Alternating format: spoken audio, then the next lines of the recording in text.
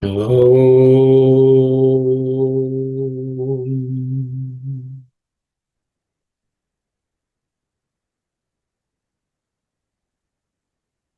Om.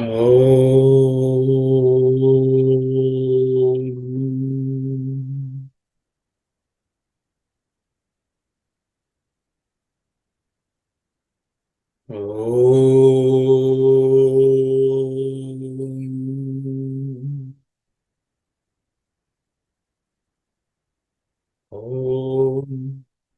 Sahana vavatu. Sahanau bhunaktu. Saha viryam karavavahai. Tejasvinavadhitamastu. Ma vidvishavahai. Om.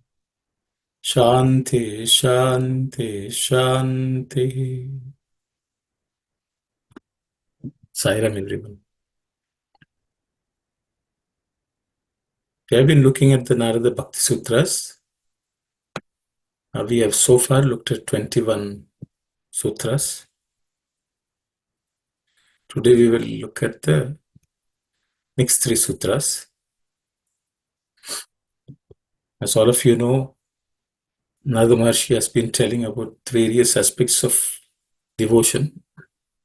The last 2 sessions, we looked at various definitions of bhakti. And then he also said, it should be like that of the gopis, where one offers everything to the Lord, all one's actions, all one's sadhana, everything is offered to the Lord. That's what we saw last week. We'll continue from where we left off. Saira. So this is the 22nd sutra.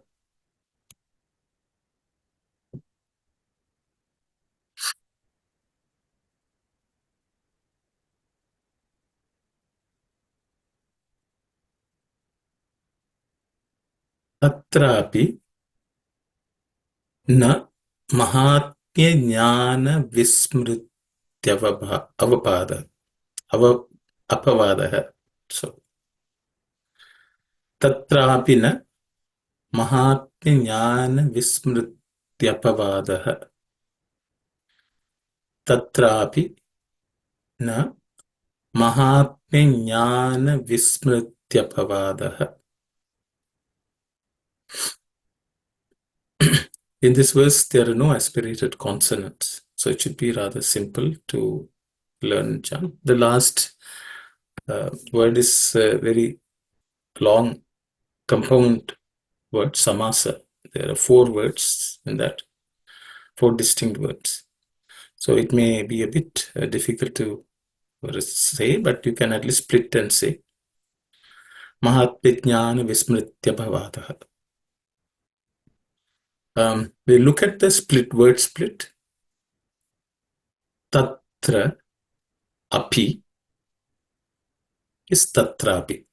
Tra and a becomes tra, and that's how we get tatrapi. Na stands alone as a word. The next one is a long compound word or samasa, which is comprised of 4 words. Mahatmya Jnana Vismriti Apavada. So there are 4 distinct words which are put together to form one long samasa or compound word. Mahatmya Jnana Vismriti Apavada. So let's look at the word-to-word meaning. Tatra. Tatra means there, in that place. So we have to go back to the previous sutra and see what was said. Because in the sutras, any sutra text, all sutras will rely on the one previous, and so on. So we cannot take something out of context and try to interpret. It's just not possible, because it's like it's a string of beads. If as long as it's continuous and all of them are linked together, everything is fine. If the sutra is cut and one bead falls off, all the beads will roll off. So that way, the sutras have to always be looking at the previous one and the following one for us to understand. So we have to look at the previous one where we were talking about offering everything to the Lord, and then evam, that alone, that is bhakti. There were 4 definitions, and then the example we given was the gopis from the Vraja, Vrindavan, gopikas from the Vrindavan. So then it goes on to say, because Tatra means in that type of love, the love of the gopis, api, even there. Api means too, or also, or you can say even also. They are also, that is in the love of the gopis too, you can say. Na means there's no, there is no. Mahatmya jnana vismriti apavada. Mahatmya means glory, greatness, divinity also, you can say, divinity of that love. Mahatmya, jnana, knowledge. Jnana is knowledge. Vismriti means forgetting something, non-remembering, or non-remembrance of the knowledge of glory of the Lord. Apavadaha. Apavadaha means a blame, you can say, or discrediting something. Okay. So even in that love, there is no forgetting of the glory of the Lord. Okay. Because the reality is many people don't understand the love of gopikas because they think it's worldly. They don't understand the significance of Krishna as the Lord. So they try to take him as a human being. So there are many ways, stories written about Krishna. But people, so Narada is explaining even there, though they were so much in love with Krishna, their knowledge of the Lord as Krishna as the Lord was not forgotten. That is the love of the gopis. Even though, they wanted to be close to him, they wanted to play with him. Through all this, they did not forget the divinity of the Lord, the Mahatmya of the Lord. So no one should take that as a worldly attachment, worldly attraction. So Narada is very clearly clarifying that, so that people do not understand the context in which the gopis loved Krishna. Because people can say, "Oh, Krishna was, uh, uh, treating them badly, or there were so many of them. There was a Rasa Leela and all that." So all sorts of talk even today goes on.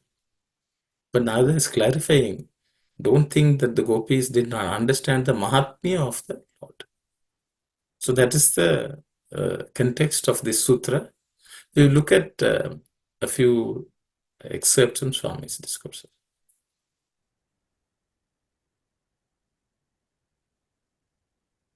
From the most ancient times, men have been engaged in the search for God. The questions, who is God? What is the means to realize God? Are not of today.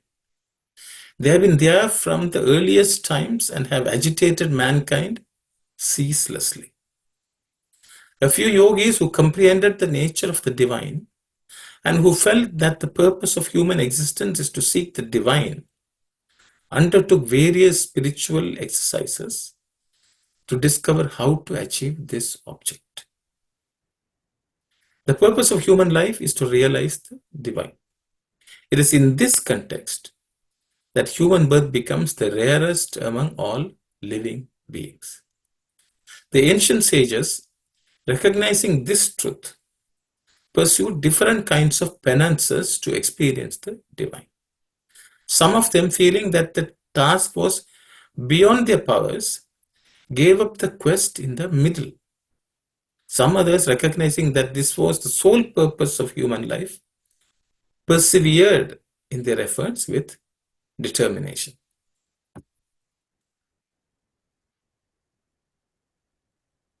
When man sets his heart upon achieving anything, there's nothing impossible for him. But immersed in worldly pleasures, man becomes a prey to weakness and forgets his divine nature. Few care to inquire into the real value of these mundane pleasures or their ephemeral nature. What is the difference between man and birds and beasts? Can eating, drinking, sleeping, and ultimately dying be the be-all and end-all of human life? All these are common to animals and human beings. What then is the difference? Although man is endowed with intelligence, discrimination, and wisdom, without endeavoring to know the truth, man regards physical phenomena as the only reality, the divine as remote from him, and forgets the main goal of life. The ancient sages, however, regarded realization of the divine as their main goal and practiced various austerities. Thereafter, they went out into the world and proclaimed, Vedaham etam purusham mahantam. O man, we have experienced the effulgent, all-pervading, supreme divine. Where did they experience him? They declared, we have found him beyond the darkness, beyond the mind and senses in our hearts. Man is a combination of the body, the mind, and the Atma. He is thus the embodiment of these three. But forgetting the mind and the Atma, when man identifies himself solely with the body, he reduces himself to an animal. When he forgets the Atma and the body and identifies himself with the mind alone, he becomes a dhanava, a demon. When one forgets the body and the mind and adheres only to the Atma, he gets divinized. The body is the instrument of action. The mind is the instrument of cognition. The Atma is steady and unwavering. Corresponding to these three, karma, upasana or bhakti, action, ritual worship and devotion. What is the difference between bhakti and upasana? In both of them, prema, love of God, is inherent. Bhakti and prema are synonymous. Contemplating on God, forgetting the world, living in a state of ananda is prapatti, total surrender to God. So in this discourse, Swami is talking about the forgetting divinity, the glory of divinity, is also saying forgetting that we are also divine. See, unless we identify with our own Atman, it is not possible to see the divinity outside. So Swami is also telling, not forgetting the divinity which is present in us and identifying it with that is also essential. So in that means in the devotion, one cannot forget one's own divinity, but that one is Atman. So only then we will relate to the Lord at the Atmic level or the spiritual level, Adhyatmic. I will stop here. Sister Aruna has a question. Yes, sister. You have to unmute and speak. Sairam, brother, on the same context, can you go back to that previous page, please? Why is to forget the Atman? And that's why I was trying to understand, please. Forgetting the Atma is not even realizing that we are Atman. Not real. Okay, forgetting. Because most of the time we are functioning, forgetting that we are Atman. We are thinking we are the body, we are the mind. That's the way everyone functions, mostly, commonly. We don't, at all points in time, are we aware that we are divine? I think that's what Swami said. Because we may make statements, oh, we are Atma. But are we conscious of it at all points in time, in all actions, in all thoughts, in all words? Oh, That's what okay, Swami okay. is. Okay. Okay? I got it. Forgets the Atma is that the other context. Yeah. You have to remind it with the Atma all the time, not to forget. Yes. Oh, okay. So even Good. if we Thank you. forget for a little while, everything is lost. Yes. This is what Swami said. Thank you. So all actions, all thoughts have to be done with full awareness, memory, or remembering that we are Atman. At no point should we forget that. So because once we forget, means other excerpts also Swami is explaining. So that Okay. forgetting, see, when we forget that we are Atman, we will think Krishna is also not Atman. He is also a body. He is like any human being. Swami also is like any other human body. Yeah. Just a man, he has these likes, dislikes, just the way I am, dislikes. Because when Yeah. we forget our own, so one of the first things in devotion is to realize that we are divine, we are Atman. Only then we can connect to the Lord and remember that He is the divine. Okay. I got it in the other way around, but forgets is like not I didn't connect with the remembering that word. Yes. Thank Forget you. means not remembering. Yeah. Yeah. That's the thing. Thank you. You can't forget that. Yes. Okay, so we will read the next excerpt. We must try to understand the nature of divinity. God always assumes human forms. Why? Only for the upliftment of mankind. Only then can men feel intimate kinship with him. Therefore, an avatar has both divine and human traits. When in human form, the divine sometimes behaves like an ordinary man and acts as if he knows nothing. Devotees get misled by his acting and think he seems quite plain. How can he be God? People concentrate on his human qualities and forget his divinity. He eats with us, walks with us, talks with us. What is special about him? They say. That is why they are surprised by miracles. This happens in the case of every avatar. Many sages of the foremost worshipped Rama as Lord Narayana and welcomed him to their hermitages. But Rama always feigned ignorance by saying, Am I Narayana? I did not know that. I am only Rama, the son of Dasharatha. I am an ordinary man. Please don't embarrass me. Even great sages were deceived by his pretense. No one can comprehend God's nature. So there are many excerpts which I can put, but then it will be one whole session will be only on this. So I will just leave it at this. Sairam, Brother, one more question. There's a one sentence says God always takes human forms, but there are other forms, right? Is that the translation or is that is right? Or just I was thinking about that. Pardon? Why? So God always assume human forms yes. So he did not say God can take multiple forms at the same time. and different forms. It doesn't Animals and matter. all. What is Yeah, relevant to us as human with whom we can relate. I think you are referring to Mean Avatar, yeah, Kurma Avatar, and all yeah. that. At that time also, God could have been human form also. The number of avatars is not 10, sister. The numbers of avatars is unlimited. God has taken form in human form always. See, so the problem is, oh, God took an avatar as fish. Then there were other human beings. That's what we will think, no? At that time only he was in that form. God will laugh. So you are limiting God to that fish. Isn't he present in everyone who was alive that? Okay. Isn't he present in us also? So the thing is, we cannot limit God to just one form at one point. Okay. When he took me in avatar, he could have been in many avatars, so we don't know. The story was described of me in avatar.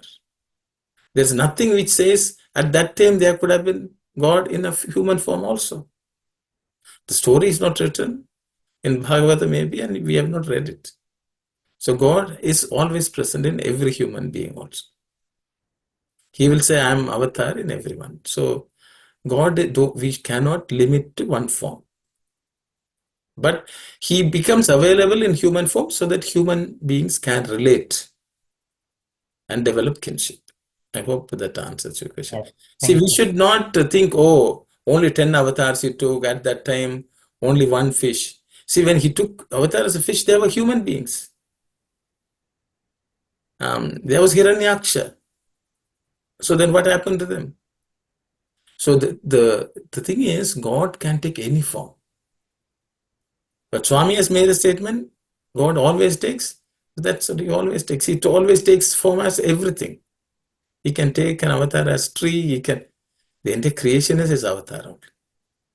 I will stop here. Yeah, thank you. Yes, Saira Mantimani, please go ahead. Saira. According to the demand of the situation, God took different types of avatar. For a fish or the kurma or the narasimha, it demanded, the situation demanded that kind of avatar to come. So God took different forms. Saira. Thank you very much, Auntie. Thank you. Okay. It's like when God is always been, so when he's taken avatar as fish, where he was not anywhere else? That's the question. Contemplate on this. Thank you very much, Auntie. We'll continue with the next sutra. Tadvihinam jaranamiva. Tadvihinam jaranamiva. Tadvihinam jaranamiva. Rather simple sutra, very short one. There are no complicated consonants, or there are no aspirated consonants in this. So it should be rather simple to repeat or memorize. Tadvihinam jaranam iva. We look at the word-to-word split. Tat vihinam is the first word. There are two distinct words, tat and vihinam, but I have not separated them, as you can see, because it's a samasa. Tat vihinam is just a samasa. So it's one word comprised of two distinct words, tat vihinam. Jaranam iva has two distinct words, jaranam and iva. Jaranam and iva. So we will look at the meanings of these words. The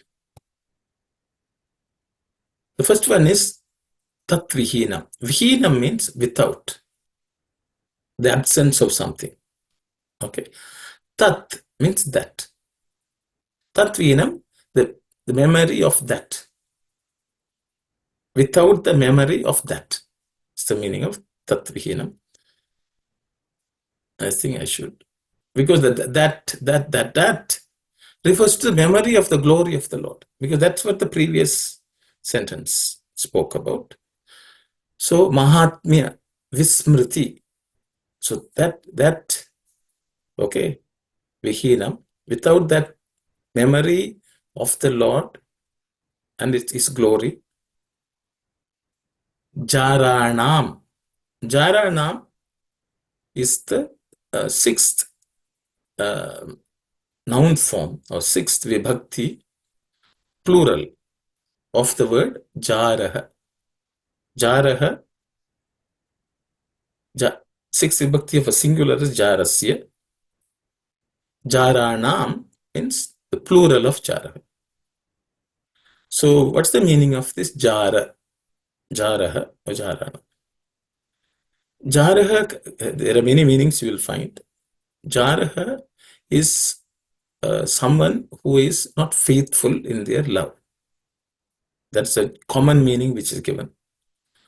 An illicit lover, unfaithful person in their love is Jaraha. Jaraha also comes from the word Jara. Jara means old age. So that means the love becomes old. One who loves becomes old. So Charana means the love of people who get tired of their love or become their love depletes, diminishes. So I've given multiple meanings. Those which attain depletion, Jarana, means that reduce. Initially there's a lot of fervor, but it slowly reduces. Aging, that means it becomes old. Young people love, in the worldly sense, young people have full of love. As they become old, they will become dejected, not interested in anything. Or love that moves from one object to another. You have love for one object, that's all very good. Then after some time you lose interest in it, then you will look for another one. So illicit love, all this is, so that is forgetting the divinity of the Lord is Charanameva. That means we will jump from one to object to another object, one form of God to another form of God. Eva means like. So just like the love of a person who is not faithful, that is forgetting the Lord's greatness, means that is what will end up. We will become someone like that. Our love will be something of that nature. Tat vihinam jaranami. Okay, people will say even prostitutes, people for money only they will love you. So there's another word which is used in text and Swami also has used called vyabhichari. Vyabhichara bhakti means one who is, for anyone who gives money, they will love them. So sometimes we love God only if God gives us something. If He doesn't give, then we say we don't love. So that's called Vyabhichara Bhakti. So great devotee or real devotee should have Avyabhichara Bhakti. Okay. So Swami talks about that. I think we'll read some of the excerpts.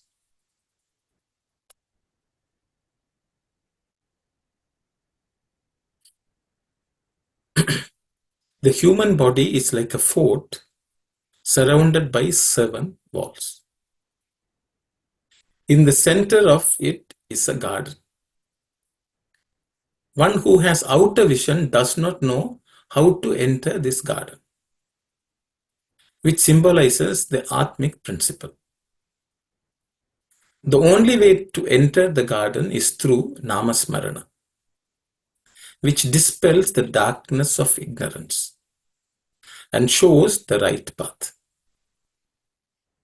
The light of the Atma shines with the wick of truth and the oil of righteousness. When this light ebbs away, your wealth, your relations, and worldly possessions will not follow you.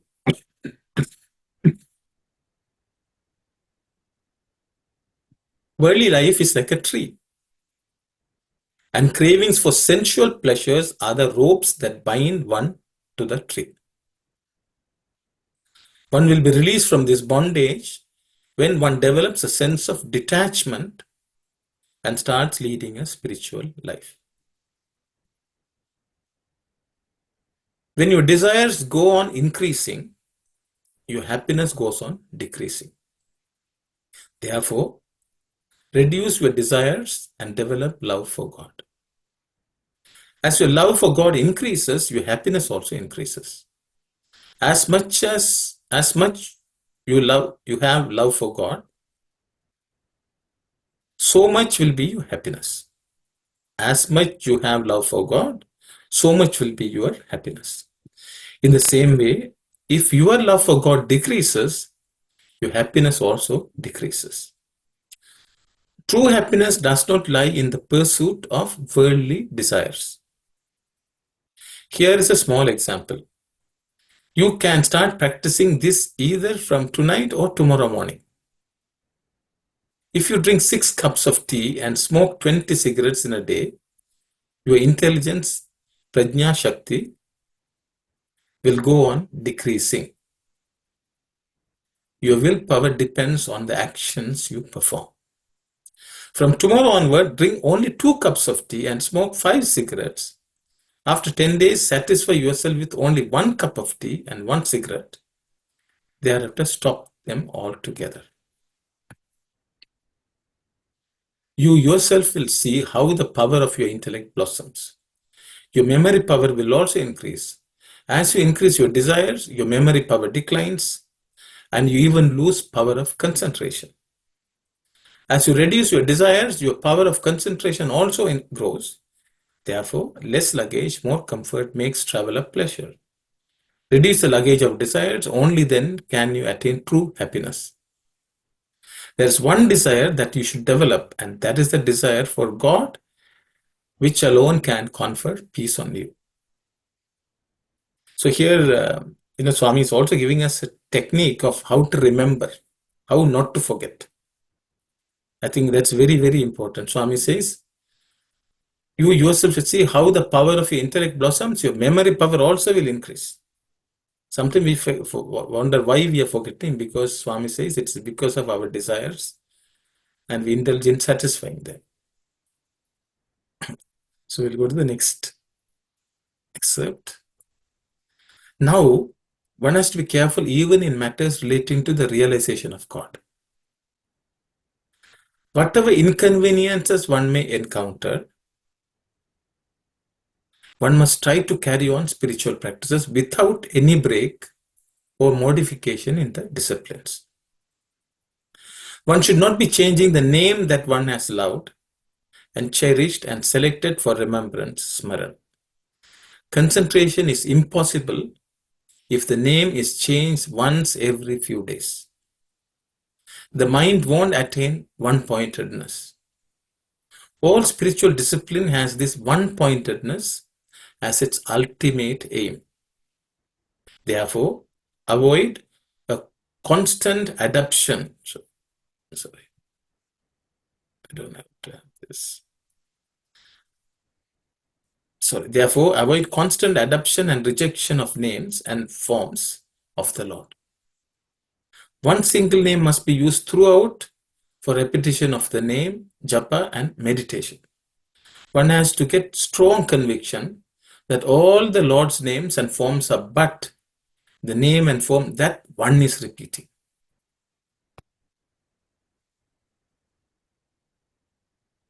That name and form must not give the slightest feeling of dislike or disaffection. Taking all worldly losses, sufferings, and worries as merely temporal and transitory, and realizing that all this repetition of the name and meditation is only to overcome such grief, the spiritual aspirant should keep the two things separate without mixing up that with this and this with that. The aspirant must understand that loss, suffering, and worry are external, belonging to this world, and that repetition of the name and meditation are internal, belonging to the realm of the love for the Lord. This is called chaste, pavitrata devotion. The other variety, where the spiritual aspirant selects one name and one form, and after some time discards them for another name and form, is called unchaste, vyabhichara devotion. Changing the name and form is not a fault if it is done in ignorance. But having once known that it is wrong and harmful, and after continuing repetition of the name and meditation on the one name and form faithfully, subsequently changing them is certainly wrong. Sticking faithfully to the name and form is the highest vow, the highest austerity. Even if elders advise you, don't give up the path approved by your mind. Of course, which elder would suggest that you should change the name of the Lord and give up the name that you adore? Consider those who tell you to do so not as elders but as dullards. As far as possible, see that the time and place of meditation and repetition of the name are not changed and shifted. For example, while traveling, keep the time unaltered, even if it becomes necessary to change the venue. At the specified time, at least recall to mind the meditation and repetition of the name done at the same time in the past. Even if you are in a railway station, a bus, or some inconvenient surrounding. In this way, accumulating spiritual wealth, one can surely become the master and attain the Atma. This excerpt is from Prema Vahini. Part 6, there are two versions of Prema Vahini you may find. The original Prema Vahini had various parts depending on each part which was published in Sanatana Sarthi. Later on, I think in the recent versions, they have given numbers for each paragraph. So I've given both for anyone who is trying to refer to Prema Vahini. But even when you read Prema Vahini, don't try to read one. From beginning to end, you should read. Otherwise, that also can be confusing. So I'll stop here. There are two hands up. Yes, Sister Maha.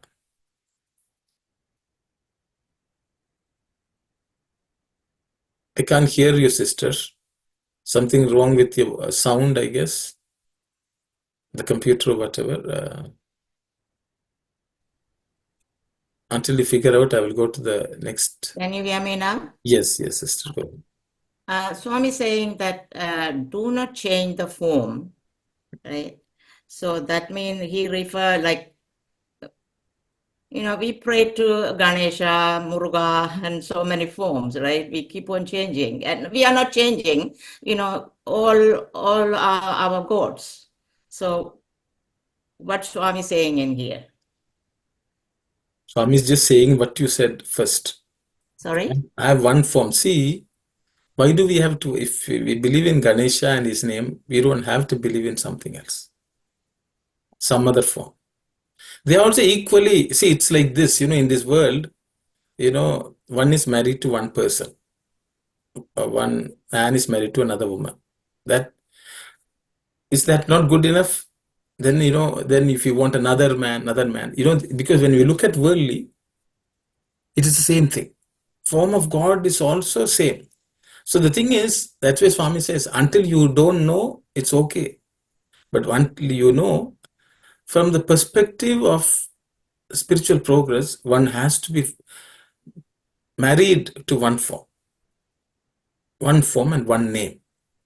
So, for example, great devotees, like let's take the example of Hanuman. Hanuman only liked the Ramanama and Rama form. Even in Krishna Avatara, when he sent word, he said, I'm not interested in any Krishna. I'm only interested in Rama. So then Krishna had to tell Rama is calling and he will come. So then he was told, Rama is calling. So then Hanuman is supposed to have come. And he said, no, you don't look like Rama. So then Krishna had to give him darshan as Rama. So that is the nature of the devotees. Because he will say, Ramanama is enough for me, Rama form is enough for me. I don't need any other form, any other name. Not because they dislike, not because they didn't believe. They feel that is the way they can connect well and receive the love of the Lord. So it's like digging for water in one place. That only will result in water. So the problem is, why we switch is because we have not yet tasted water in the well. If we have dug a well and have water and we are drinking, we don't need to drink another well. Because then we don't need, why to go through the trouble? So that is called having faith in one form. We believe that all forms are God. So even if you go to a Ganesha temple, you should see Swami. But so you can only chant one name, one mantra. Initially, we all learn. It's like elementary school, you learn all subjects. But as you progress, you will specialize. When you come to masters, you will study one subject. Then you may do doctorate. Then you will only research and study one topic in that one subject. Only then you can reach depth. So this is what Swami is telling here. And so Swami has clearly said, that's all. Actually, Swami will say, even when you meditate on me, have only one form. Don't change the form. Don't change the pictures. One day you say, okay, let Swami wear one color. It may be okay, but Swamis would say that will not give you that. Because then, for example, we see Swami or we will change the color of robe we are wearing. Then we are giving too much attention to the robe. not to Swami. Something like that. Swami has spoken about it. So I will stop here. I hope it's up to you. That is the reason, in the temple they will say, "Oh, you pray to your Ishtadevam," something. Exactly. Like that. Yeah. Exactly. So, like Ganesha and Muruga, when there's a Kantashashti, we pray Muruga. So, are we changing the form? I know everything. I always say, I bring the form to Swami, but there are different gods are there. Ganesha Chaudhary, we pray to only Ganesha. Kantashashti, we pray to Muruga. So I will leave, sister. I think there's nothing wrong. But Swami, I will just read what Swami has said, and I will let you. I mean, I'm not going to. I don't have to defend. This is a statement from Swami. You can go and read, take it and read. I've given the um, changing the name and form is not a fault if it is done in ignorance.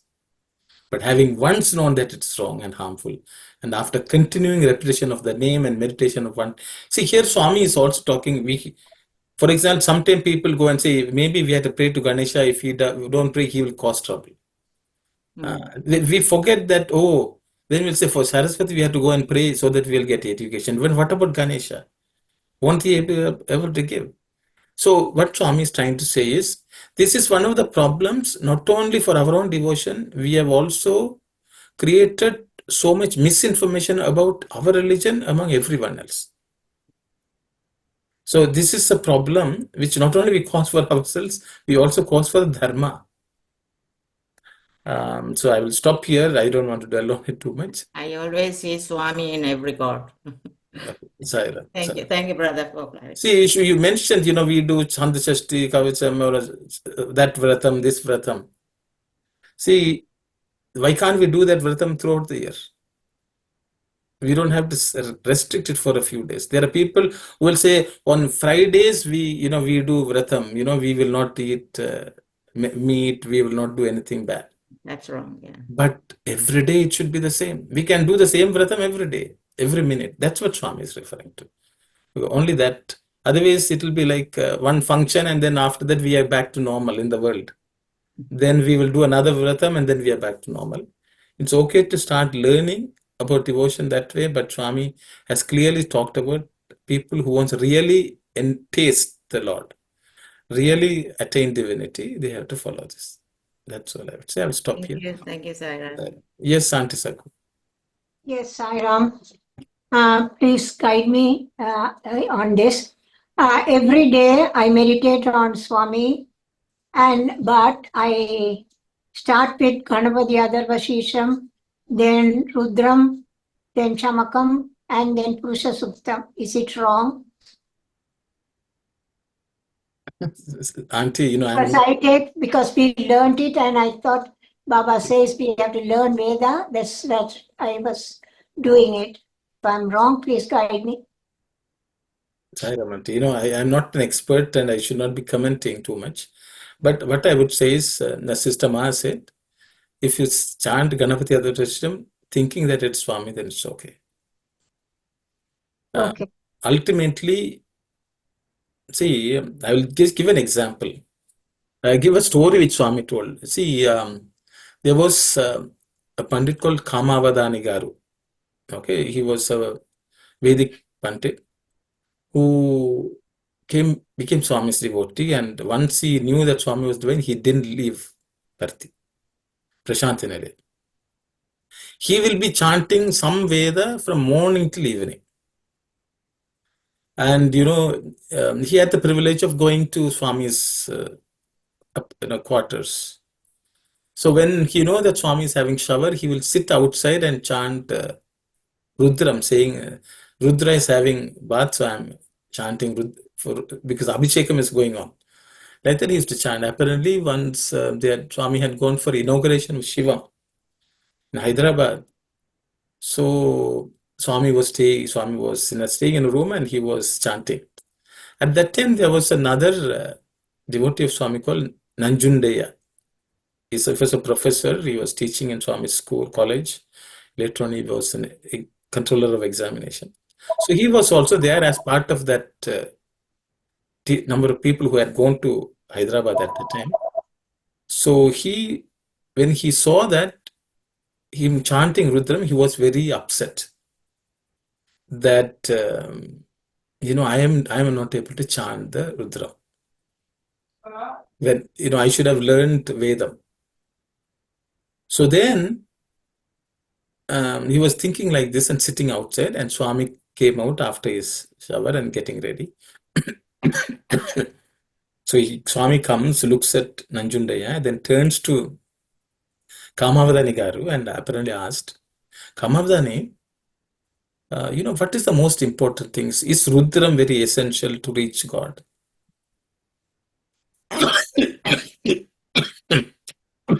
Sorry. Then apparently he said, no, Swami. Your name, Sai Ram, is the most important. So, to understand, the way I understood this, sorry, give me a minute.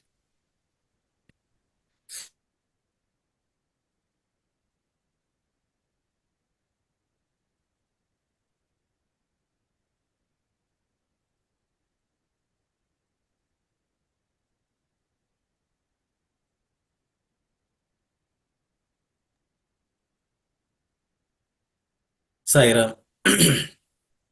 So, the thing to understand is, that means Kamavadani Garu was chanting Sai Ram inside while he was chanting Rudra. He was not imagining Shiva. For him, Rudra was Swami. So in this world, throughout the day, we do all sorts of things. We may be cooking, we may be having shower, we may be going somewhere, we may go riding in the bus. These are all external activities. But within, there should be something which is continuous, continuously going. That is Namasmarana and meditation on the Lord. So that's what we understand. Whether you chant, whether you go to Ganesha temple, inside we should be very, very clear. The form and the name, it should be continuously present. This is what I understand from that. I hope that helps you. Thank you. Saira. Thank you, Saira.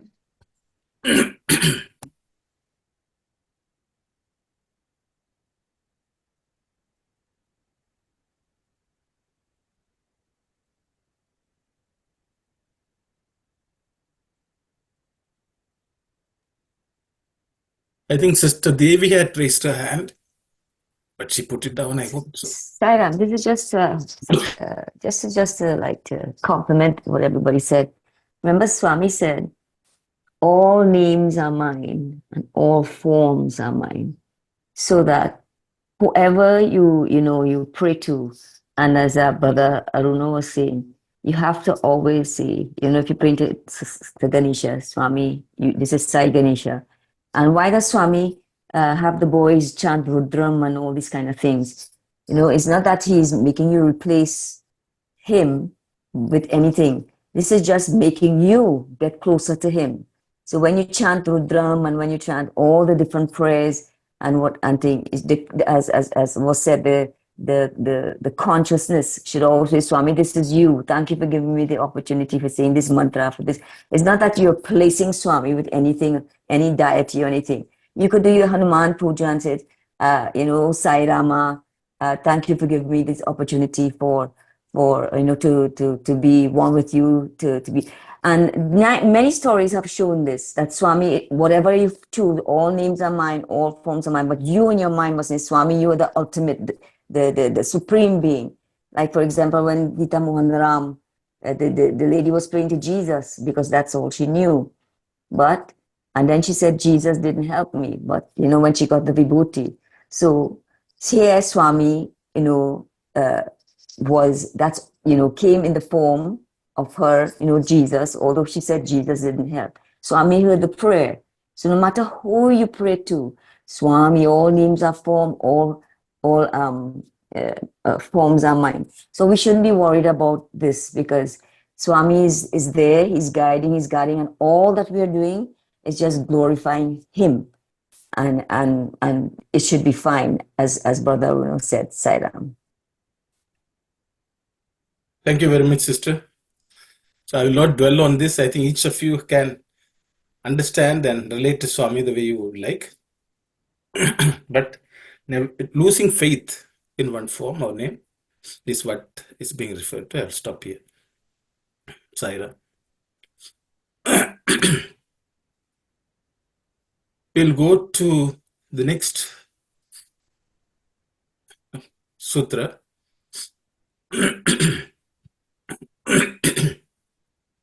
It may take a little longer today, maybe. I hope it's okay. Nastyeva tasmin tat sukha sukhitvam. Nastyeva tasmin tat sukha sukhitvam. Nastyeva tasmin tat sukha sukhitvam. In this sutra, there are a few aspirated consonants. Whereas one at least is repeating, so I will look at it. Nastyeva, there's no aspirated consonant. Tasmin, there's none. Tat sukha. The ka is the second letter in the ka varga, ka class of consonants. So that is an aspirated consonant. Sukha. Then sukhi. It's the same letter. One is a, one is e, which is joining that. Ka and ki. Tat sukha sukhitva. So just pay attention to that, otherwise it's okay. We look at the word-to-word split. Nastyeva is made of two words, nasti and eva. I could have further split nasti, but I did not go into. Na and asti, no asti. So actually nasti is compressed of two words, but I have not split it here. Because nasti itself is commonly used as one word. It's okay. So na asti means you can split it further if you wish. Eva. So E plus A becomes T. E plus A always becomes A. And E plus A becomes Ye. So nastyeva. The next word is tasmin. Tasmin, there are no changes due to sandhi. The third word, the sutra, is a samasa. There are three distinct words. Tat, sukha, and sukhitvam. Tat, sukha, and sukhitvam coming together to make sat, sukha, sukhitvam. There are no changes per se in any of the letters or consonants. However, those are three distinct words combined to make one compound word called samasa. Okay, tat, sukha, sukhitvam. We'll look at the meaning. Nasti does not exist. Asti means exists. Nasti means does not exist. Eva means indeed. You can say indeed or certainly. Tasmin. Tasmin, in that. So we were talking about, God, forgetting God, which is jara, namiva, all that. Okay. Tasmin means in that. In that it does not exist. What does not exist? Tat sukha sukhitva. Tat means that. Here that refers to God. Brahman. Okay. Tat sukha means the joy which one gets from that. Joy which one derives from that principle, from God. Sukhitvam is finding, enjoying it, finding happiness. So, finding happiness in the happiness from God does not exist in this. Like when we forget the divinity, when we forget the Atman, we may worship a form. We may think that, there's grace and we are experiencing that love. But in that, actually, we are not tasting that real happiness. Tat sukham. The sukham which comes from only God. Why it is no? The sukha which comes from God is permanent. never changing, never diminishing in the joy which it gives. If you have not tasted it, then we really have not tasted that God. See, many times we go to a temple and we pray and say, oh, we felt God. Once we have felt God, that feeling should never go away. If it has gone away, it has diminished, that means we have not really tasted God. So that's what, so whatever joy we think we may imagine that we are getting from God will go away if it is not real. So it's just imagination at that point. So that's why Avyabhichara Bhakti. Because once you have drunk the water from the well which you have done, you don't need to go looking for any well. You will not even move from your home. We will not go to different places. We have to go until we have not found it. When we don't have a well at home, we may have to go to other wells and drink a little. But that well may not be ours.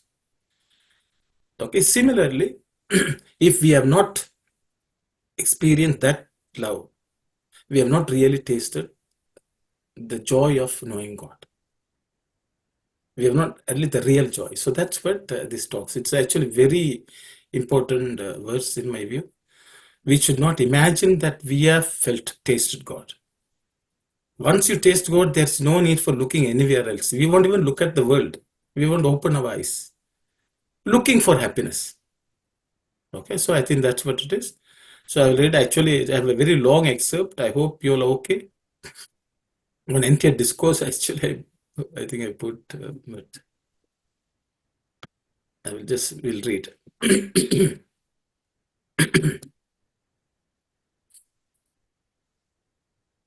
The body undergoes change constantly.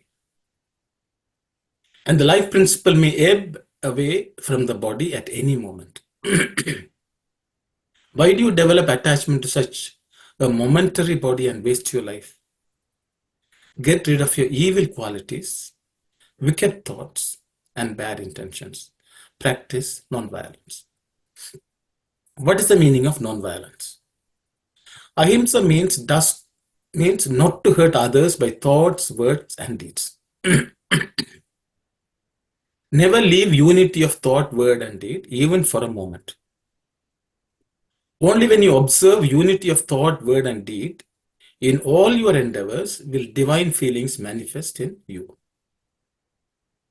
The principle of non-violence is very subtle.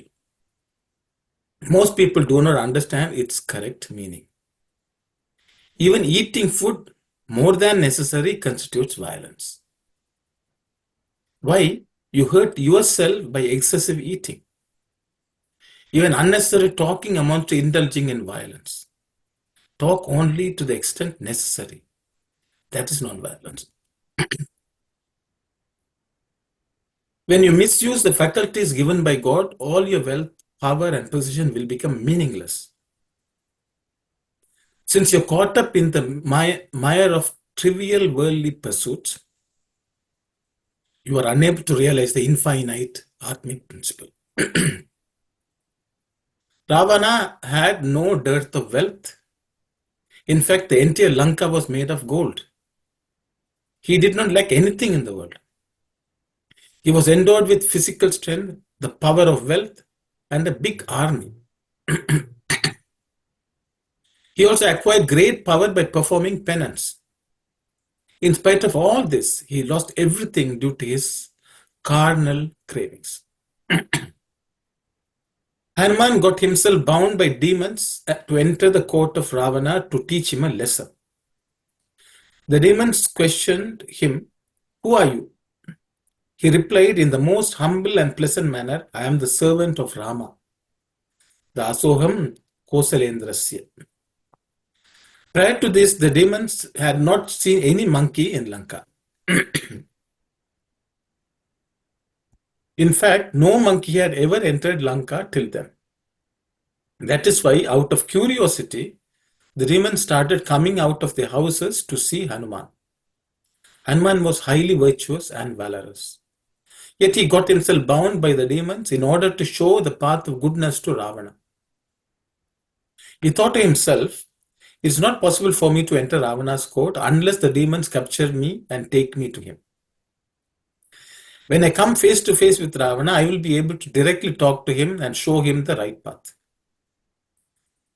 The demons tied Hanuman's hands and legs with ropes and took him to Ravana's court. Hanuman saw Ravana seated on a high platform while he was standing down. He thought it was an insult to Lord Rama that his servant should be at a lower place and his opponent at a higher place. Therefore, he made a seat for himself higher than Ravana by lengthening his tail and coiling it up. Ravana asked him, "Oh monkey, you destroyed our garden. Why did you come here?" Hanuman replied, "I allowed your son Indrajit to capture me with a purpose, and that purpose is to teach you a lesson. O wicked one, having been blinded by lust, you are causing untold suffering to Sita, who is the mother of the universe. You are ruining your life due to your evil thoughts. What happened to all your power of penance? What is the use of your life if you cannot control your mind and senses? How should a king be? One has no control over his senses. One who has no control over his senses cannot be called a king. A true king should be ideal and earn a good name. You have committed the worst of sins. Unable to bear the insult, Ravana flew into a rage. He commanded his soldiers to set fire to Hanuman's tail.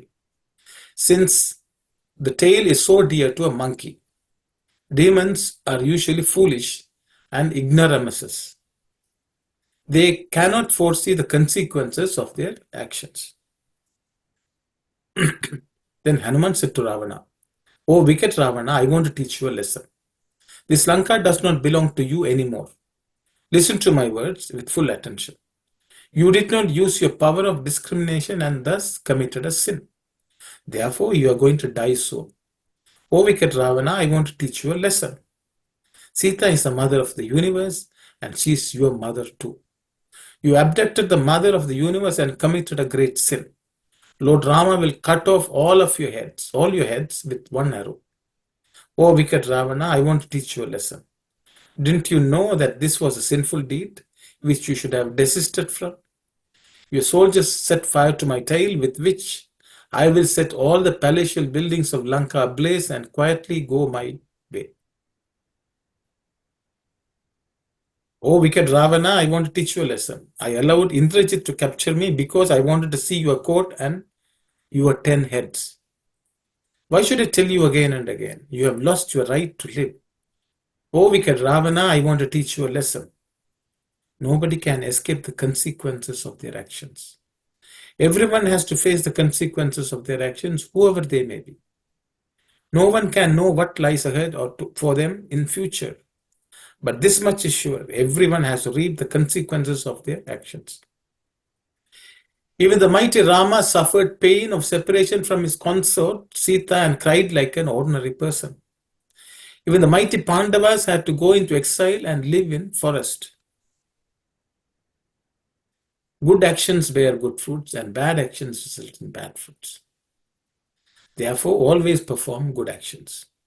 As the action, so is the results. As the food, so is the belch. As the flour, so is the bread.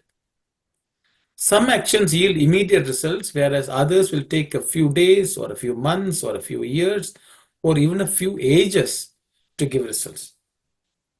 For example, when your finger is cut with a knife, immediately blood oozes out.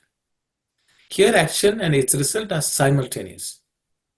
Similarly, if you slip and fall when climbing a staircase, you suffer a fracture immediately. The fall and fracture occur at the same time. However, the food you eat takes at least 2 or 3 hours to get digested. Here, there's a gap of 2 to 3 hours between the action and the result. When you sow a seed in the soil, it will not grow into a sapling immediately. It will take 2 to 3 days. Then it will take Then it will take the sapling a few years to grow into a tree and yield fruit. You cannot get the fruit immediately after sowing the seed. It will take a few years. Likewise, every action of person is bound to yield a result either in a few moments, or a few hours, or a few days, a few years, or even a few ages. There is a way to escape from the consequences of actions. When you develop true love for God, you can escape from any type of suffering. In order to earn the love of God, you should understand that God is the indweller of all beings and act accordingly. Man should realize the truth that God is the indweller of all hearts, the Sarva Hridaya Vasi. There might be differences in names and forms of individuals, but the 5 elements are common in all. Firmly imprint this truth on your heart. To understand this principle of oneness, you should conduct proper inquiry. Do not think that there are many gods. In the same way, do not observe differences between individuals. All are one, God is one. One God has many names, Ek Prabhu ke Anek Naam. The same God manifests in different names and forms. God is the light. In order to experience this light of knowledge of Brahma and Brahmajnana, you have to undertake various practices. Here's a bulb. What is required for a bulb to give light? You should connect it to an electric wire. But merely connecting it to the wire is not enough. You should let electricity pass through it and make the bulb shine. Truth and love are two divine powers. Truth is God, love is God. Live in love. God is one without a second. Ekam eva advitiyam Brahma. When the electric current of truth flows through the wire of righteousness, enters the bulb of peace, you get the light of love. The unity of truth, righteousness, and peace results in the light of love. Love is the true form of God. Mere physical relationship cannot be called love. True love manifests from the heart. Embodiments of love. Whatever you do, always remember 2 things. God is truth and death is certain. Nobody can escape death. Then, what should you always keep in your mind? Never look at the faults of others. Treat the big defects of others as small and consider your own small defects as big. Then you will not commit big mistakes. Students, it's necessary for you to follow a noble path in life. Try to experience divinity even in matters of daily life. There are 2 things that you should forget. First, forget the harm done to you by others. If you don't forget it and take it to heart, you will develop a revengeful attitude. Otherwise, you will develop the expectation of a favor from those whom you have helped. Therefore, it is necessary to forget the harm that others have done to you and the good you have done to others. Only then will you develop the purity to experience the Atma and attain God's grace. You think you are performing some great spiritual practices by doing meditation, penance, and yoga. But all these are related only to the body and the mind, which are not permanent. Then how can the result of these practices be permanent? It is also impermanent. You may ask, why have these spiritual practices been prescribed? These practices are guideposts on your spiritual journey which show you the right path. When you proceed on a journey, you find guideposts on the way to indicate that this is the way to Dharmavara. This path leads to Penukonda. Bengaluru is in this direction, and so on and so forth. Similarly, repetition of the name, meditation, penance, yoga, etc. only show you the way, but they are not the destination. When you see a sign, you are not to sit there. You have to walk in the direction shown to you on the sign. With the help of these guideposts, you should perform your journey toward God. Where is God?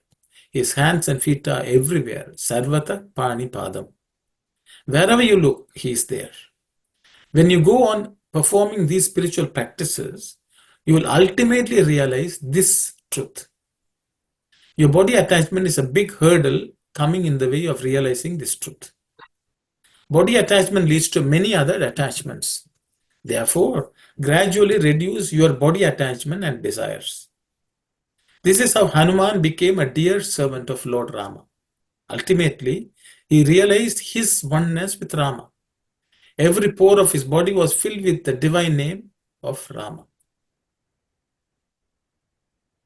He realized that he was not different from Rama and Rama was not different from him.